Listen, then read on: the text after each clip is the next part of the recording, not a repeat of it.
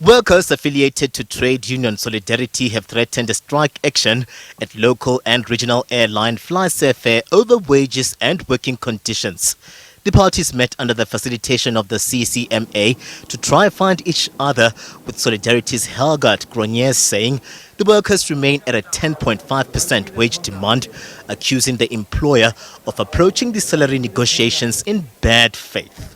We've reached the deadlock based on a final offer we received from the employer, which our members voted on and basically unanimously rejected.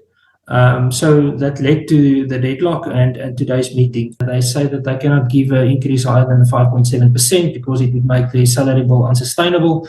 And they look at it in terms of percentages and finances and profits, but at the end of the day, their main resource is two things. It's an aeroplane and a pilot. The union says the new issued strike certificate comes as their pilots had already obtained a certificate to strike at the airline over rostering issues, which the union says robs the workers of, amongst others, quality time with their families. SAFAir moved from a fixed pattern roster system to an open roster system. There's a dispute about that as well, and that dispute still remains unresolved, and we also have a strike certificate for that. We've sort of held back on that strike certificate because we received that whilst these negotiations were ongoing. One has to accept that those pilots aren't machines and robots, they are people. If you move to an open rostering system, that has an impact on their lives. It makes their lives totally unpredictable. They can't plan ahead. FlySAfair has 300 pilots, with 200 of which belonging to Union Solidarity. The airline's Kirby Gordon says, in preparation for the strike action, FlySAfair has already adjusted its operational schedule to ensure continuity and minimum disruption to flight operation. We deeply respect the rights of our employees to take the action that is necessary and that's afforded to them through the processes that are there.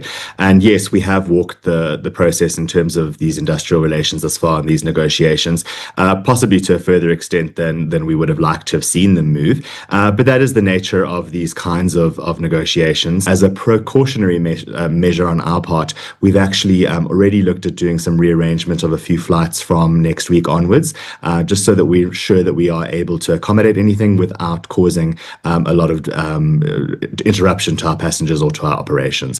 The airline has also poured cold water on the working conditions of the pilots, saying their rostering system is in line with industry standards.